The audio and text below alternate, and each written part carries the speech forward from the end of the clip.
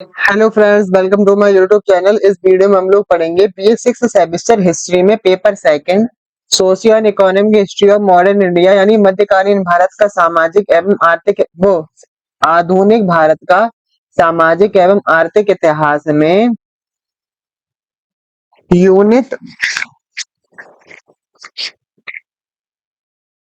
Unit 6 theory of drain of wealth यानी धन की निकासी के सिद्धांत के ऑब्जेक्टिव टाइप क्वेश्चन बहुविकल्पी प्रश्न पढ़ेंगे। तो शुरू करते हैं।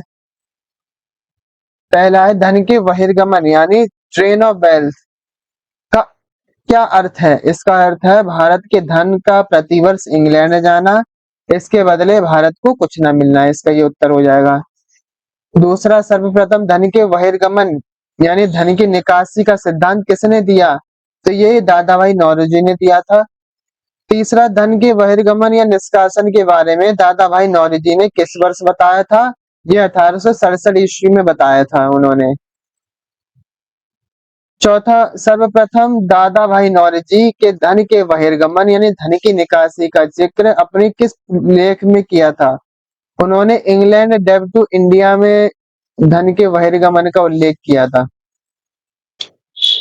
5, दादा भाई नौरोजी के धन के बहिर्गमन को विस्तृत रूप से अपनी किस पुस्तक में प्रकाशित किया था।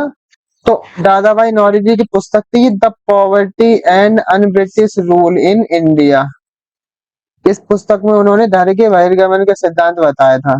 ये उत्तर हो जाएगा इसका। Poverty and un British rule in India नामक पुस्तक के लेखक हैं दादा भाई नौरोजी। उनने ये पुस्तक लिखी है। 7 grand old man of India यानी भारत के वयोवृद्ध के नाम से किसे जाना जाता है। दादा भाई नौरोजी को। इन्हें वयोवृद्ध भी कहते हैं, वयोवृद्ध।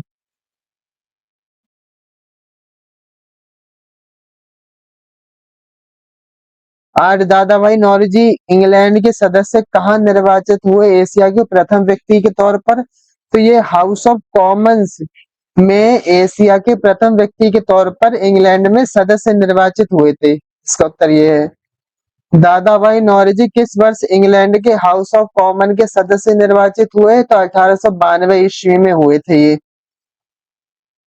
10, भारतीय राजनीति का पितामह किसे कहा जाता है। The father of politics in India answer is दादा भाई नौरोजी।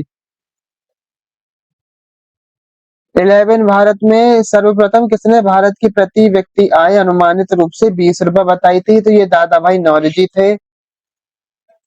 12, दादा भाई नौरोजी ने किस वर्ष भारत की प्रति व्यक्ति आय 20 रुपए बताई थी। तो उन्होंने 1868 ईस्वी में बताई थी। प्रति व्यक्ति आय क्या है, 20 रुपए।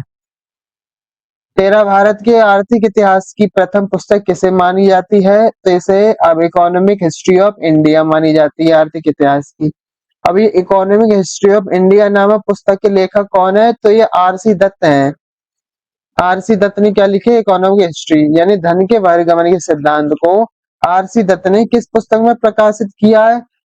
आरसी दत्त ने भी धन का बहिर्गमन का सिद्धांत दिया है। उन्होंने economic history of modern India में दिया है अपनी पुस्तक में, हिस्ट्री ऑफ इंडिया में। 16, आरसी दत्त का पूरा नाम क्या है। तो इनका पूरा नाम रमेश चंद्र दत्त है। 17, धन के बहिर्गमन को किसने विदेशी लुटेरों से भी खतरनाक बताया।